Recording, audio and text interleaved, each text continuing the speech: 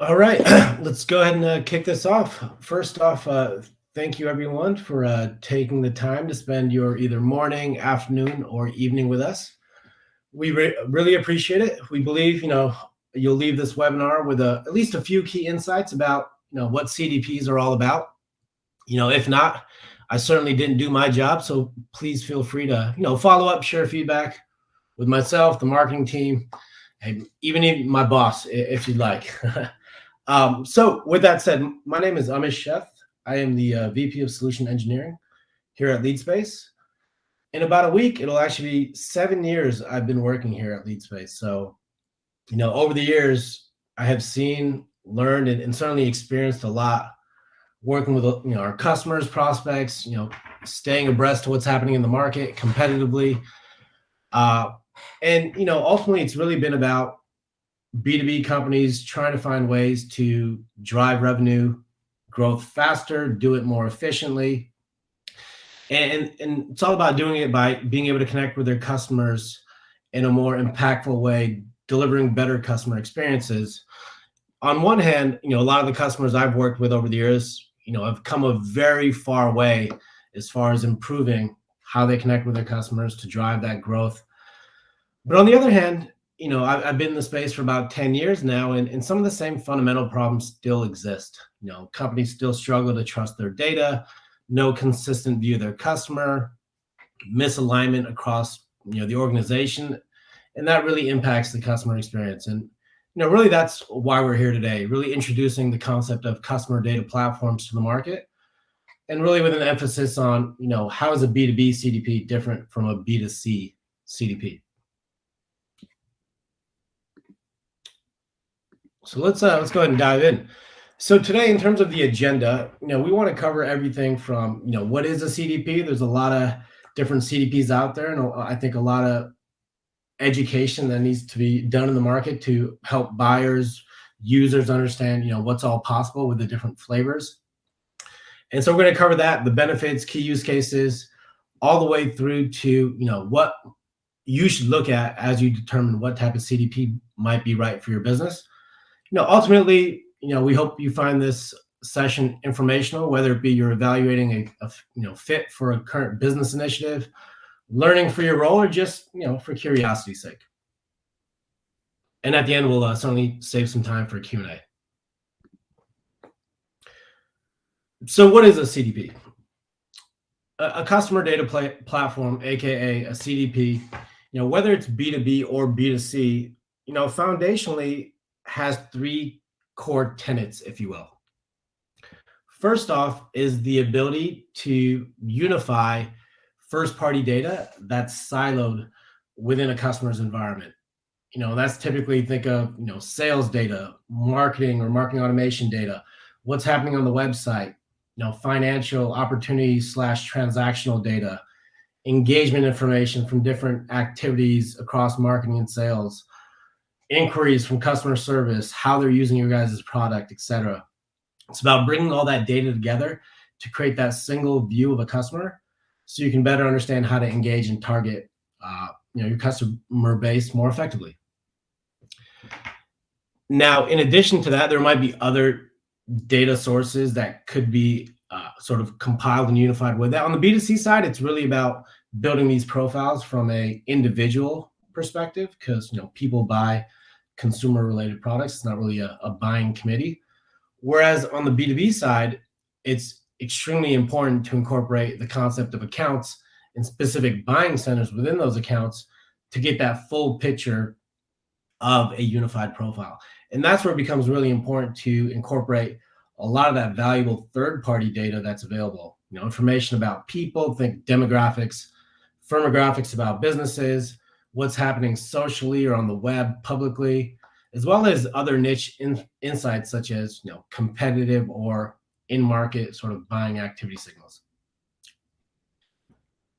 Now, depending on the type of CDP, they might have a marketplace where they make it easy to buy third-party data. Certain CDPs actually have embedded third-party data, which we'll refer to as sort of second-party data as well. That's part of their core offering. So depending on what you're looking at, you're going to find different sort of flavors from that perspective. Second of all customer data platforms offer the ability to segment those profiles and create audiences to then activate as part of different sort of campaign or outreach strategies. Now, most of them, I would say, start with rules-based segments, so you can incorporate your own logic, build segments off that underlying data in the profiles, and then activate them across different execution channels, which gets into the third component, which is the activation channels. Some platforms, when you evaluate CDPs, actually will have their own activation channels embedded into their platform. Most often, though, most connect to the other systems and channels that you are already leveraging for marketing, sales, customer service, etc. So it allows you to really connect these profiles and audiences back to those systems, so you can get more out of those investments themselves. With that said, CDPs have become a top priority and a critical company initiative for a lot of organizations. In fact, this survey that was conducted by Forrester recently to data and analytics decision makers noted 91% of organizations are either already adopting or planning to adopt a CDP to help them drive some of that transformational growth the organizations are looking for. So let's go ahead and now take a look at why it is so critical and what are some of the underlying benefits and value you can expect. In this case, we're going to focus on highlighting what we see here at LeadSpace, some of our point of view around some of the customers and benefits they're seeing. But generally speaking, these are sort of some of the core areas you could expect from any B2B CDP. Really focused on, I would say, three fundamental areas. There's sort of the business operations, driving more targeted, relevant campaigns, and then helping prioritize, the type of companies and people that are more likely to close. And you can see, some of the clients we work with here that, Salesforce and Zoom, for example, really started off on the business operations side. Salesforce in particular, it's about helping them get to that single source of truth and single understanding of the customer by being that global provider of the data they need for building and maintaining account and contact profiles. It's not a one and done sort of step. It's about maintaining these dynamic profiles over time so you can continuously understand how to engage and connect with these orgs and people. For Zoom, similar to Salesforce, it was also about that foundational piece, but it was even one step further around, with the pandemic hitting, Zoom had unprecedented demand, more demand than they could route and get to the right reps for follow-up to, try to close some of these new deals. And so it was really about understanding how account hierarchies were structured, how leads connect to accounts that really can help drive more automation for efficient marketing and sales operations to, again, qualify and get that demand to the right teams internally. From a HP and 8x8 perspective, it was really about, among other things, leveraging some of our modeling capabilities to be more precise around identifying the right personas that are ideal for them to target in various campaign strategies so they could be more relevant, get more out of those outbound marketing and sales efforts, which ultimately drove better engagement, which thus converted into even more pipeline from these key target accounts they were focusing on. And then on the Adobe and FreshBooks side here, it was really about, a little bit of what we just mentioned, but with a heavy emphasis on really trying to prioritize the demand in their funnel. So by having the ability to analyze what's worked historically, so analyzing that funnel data, who's converted, who's not, we're able to build models that allow us to then predict, what is the top 25% of the demand that's coming into the funnel, that's already in the funnel, that can drive 70% of the conversions. And by being able to do that, they can really laser focus their expensive time and resources on those highest likely to convert into opportunities. And you can see some of the benefits they've been able to realize as a result. On top of all that, a CDP from a data strategy perspective can actually help you optimize how you think about your overall spend by unifying data and tapping into the right third-party data sources you need and really helping you be more efficient to reduce overlap, limit integration complexity, so on and so forth.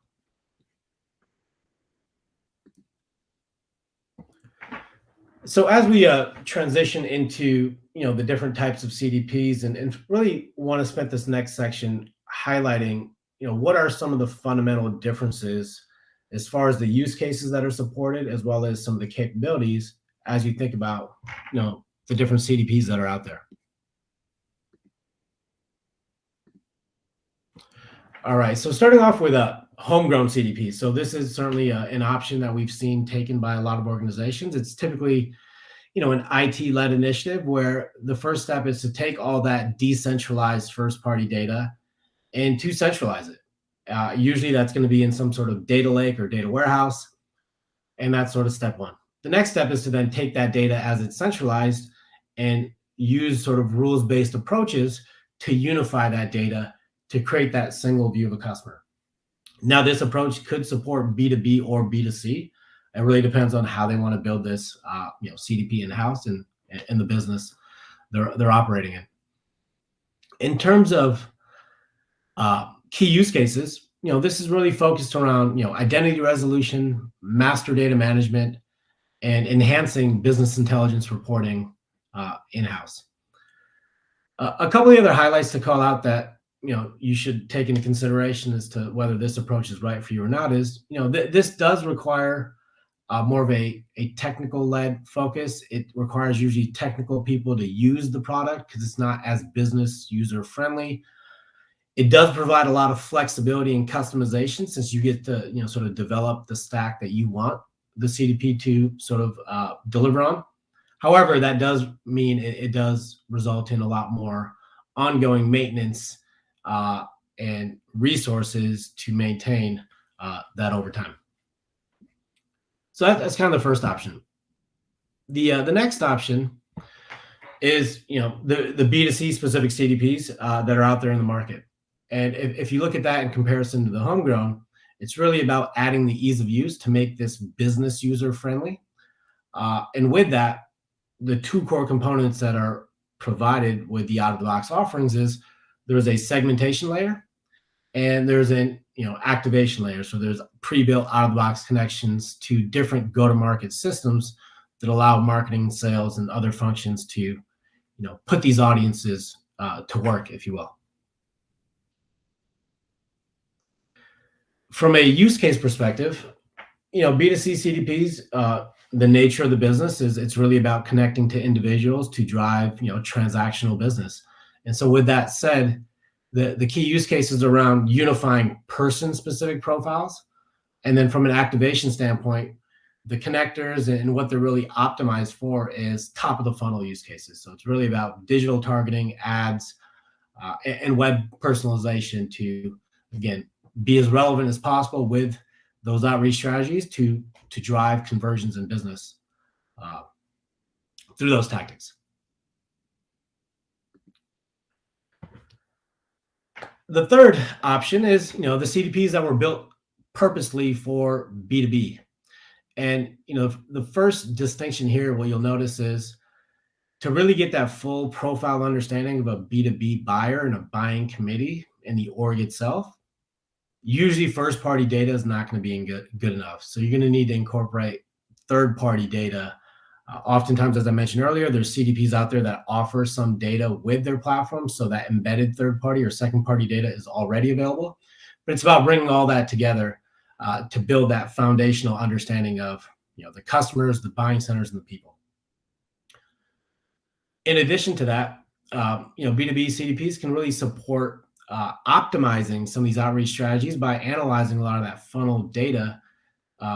In this case, we call it a buyer classification engine, but it's really about building models based on historical data to predict different business outcomes that you want to optimize against. So that could be things like optimizing the funnel as far as leads to prioritize for sales. It can be optimizing outbound tactics such as which accounts to focus on for targeted ABM programs, etc. And so in terms of the key use cases, some of those I already mentioned, but others to note, from a go-to-market strategy and planning perspective, helping you understand your total addressable market, modeling that, understanding, what segments you should prioritize and penetrate first, that's going to drive the best return on those sort of investments.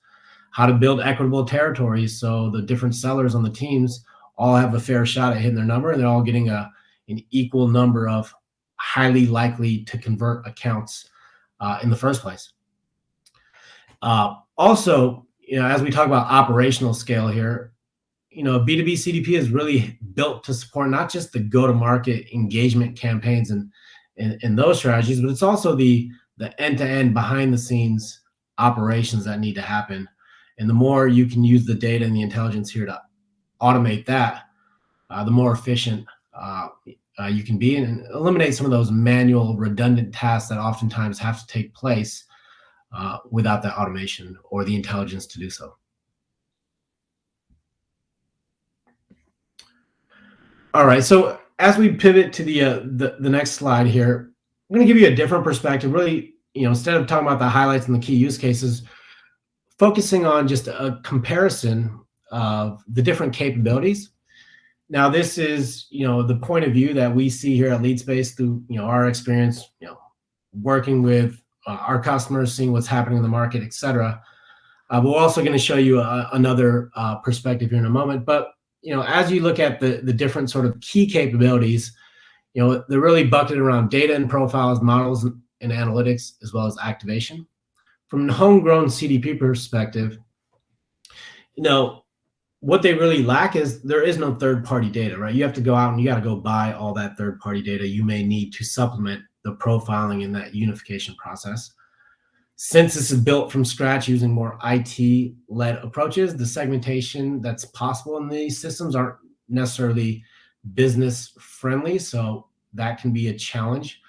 And then from an activation standpoint, it's really about typically building your own connectors based on how you might want to activate the CDP. And depending on if it's built for B2B or B2C, certainly that's going to vary. Looking at B2C CDPs, as we sort of illustrated earlier, really built from an activation standpoint for top of the funnel use cases, so ads, website, as well as email marketing. Because they're really focused on people, the concept of companies don't apply, and third-party data typically is not something that's available in those platforms as well. Then you get into the hybrid CDPs that, for the most part, what we've seen is they were initially built for B2C, but have been adding B2B capabilities over time to try to support both sides of the business. And so with that transformation, they've started to add some support for third-party data, enhanced, use cases that are around third-party data, like some enrichment, finding people, prospecting, et cetera. They've added, some capabilities around segmentation, of course, and then integration into some of the more B2B traditional channels on top of the funnel, whether it be CRM or marketing automation. However, the integrations, as we noted in our experience, it's about pushing segments, not necessarily pushing all the profiles or the underlying data to those marketing automation or sales systems. So you can certainly activate in those channels, but you can't necessarily support all those deep end-to-end operational use cases where you need that profile data as well as all the underlying information to really optimize from that perspective. And so with that said, you can see the top row here with B2B CDPs. It's essentially, the most robust as it relates to these key categories and supporting the end-to-end customer lifecycle or buyer journey, because it can activate segments, profiles, data across the entire funnel to really drive growth and efficiency.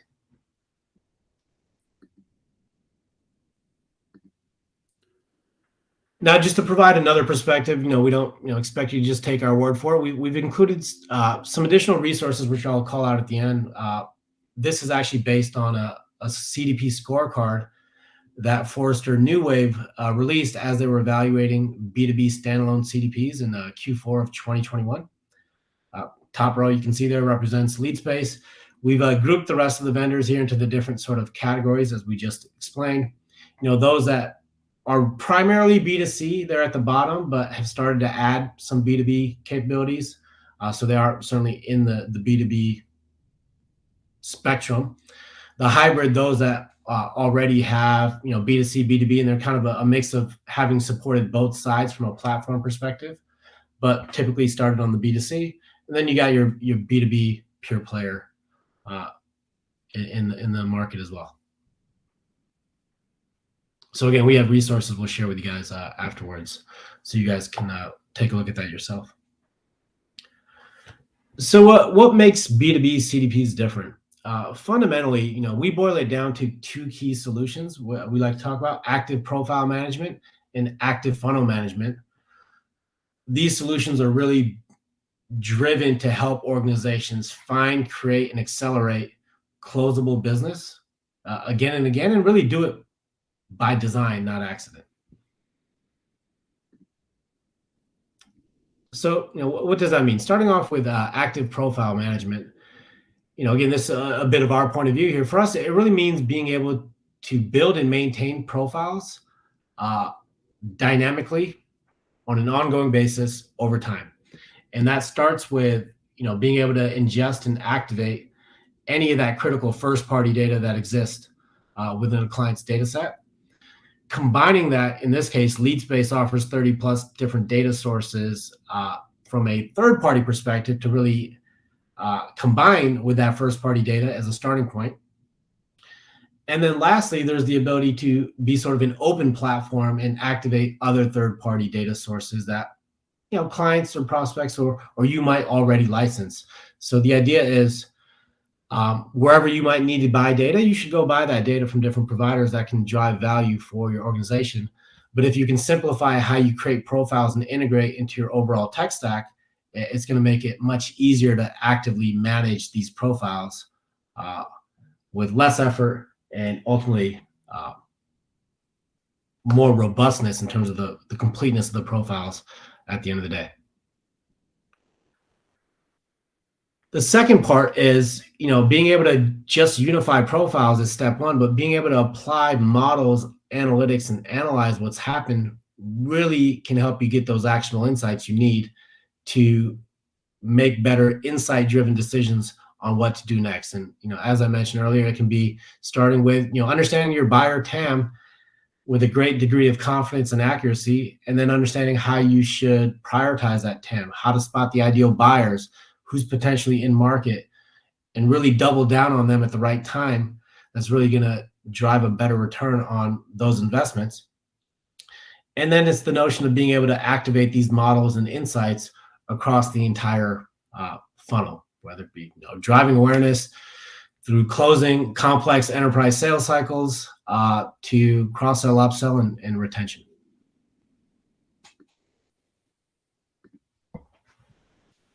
So what does that mean from a business impact? At the end of the day, generally speaking, B2B CDPs should help you improve across the entire funnel.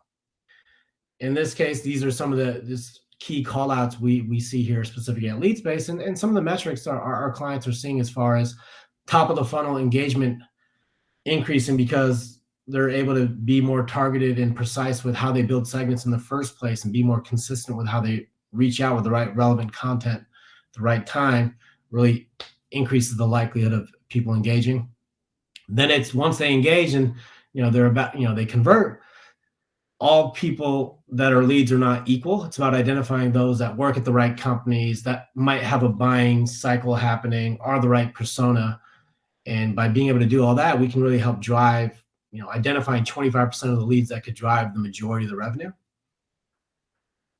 The next step is, okay, we know who to route. How do we route them? Who do we get them to? And how can we do it automatically with accuracy? This is where the operational use cases come into place, and being able to get that lead to the right rep and ensuring they can follow up in minutes versus hours can really increase the likelihood of converting that lead into an actual opportunity.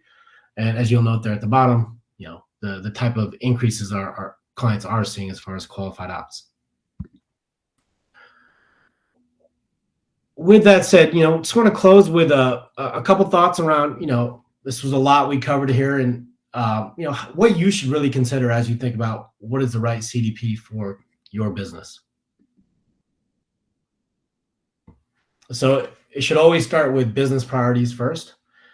And, what we recommend is, you should always clearly define, the company priorities and the bigger picture strategy before starting a vendor evaluation, so you can take into consideration, the near term, midterm, as well as long term use cases and strategies to find the right partner that can ideally meet sort of all those requirements. Furthermore, you should definitely define these key use cases and prioritize them based on, the potential business impact you think it could have in areas you need to address most importantly. And then ensure that you sort of set up success metrics for those expected outcomes and compare them relative to your current benchmarks, so uh, it's easy to justify the value of this investment and prove the ROI when the time is right.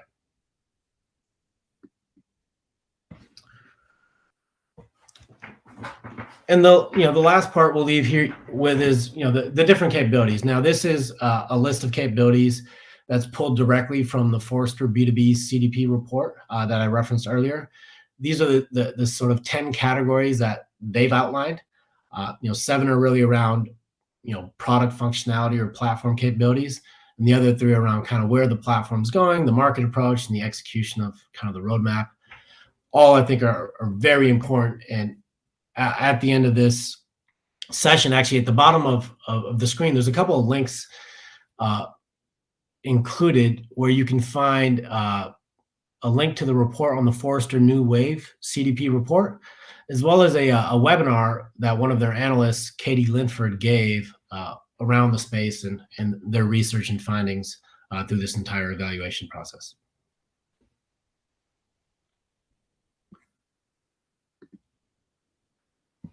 In closing, I'll leave you guys with this. At the end of the day, and this is sort of LeadSpace's tagline here, it's all about helping companies grow better individually as a company, and a lot of it is by helping find, create, accelerating closable revenue, doing it by design, eliminating a lot of the manual inefficiencies, the tasks that nobody really wants to do, so you can focus on the revenue generating activities at the right place at the right time, etc.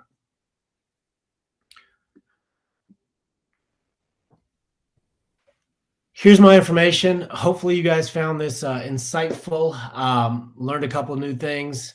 Would love to continue the conversation further. Feel free to reach out to me. You can reach out to our marketing team, go to our website, because we would love to connect and learn more about your specific use cases, and would love to share more about how we might be able to help. I know there's only a minute left, so while we did get some questions that came in, what we'll do is, instead of addressing them now, and to be respectful of everybody's time as we close this session, we'll go ahead and take all the questions and follow up with you guys individually to answer those questions that came in throughout the session. Once again, thank you all very much for attending this session. We really appreciate it, and have a great day.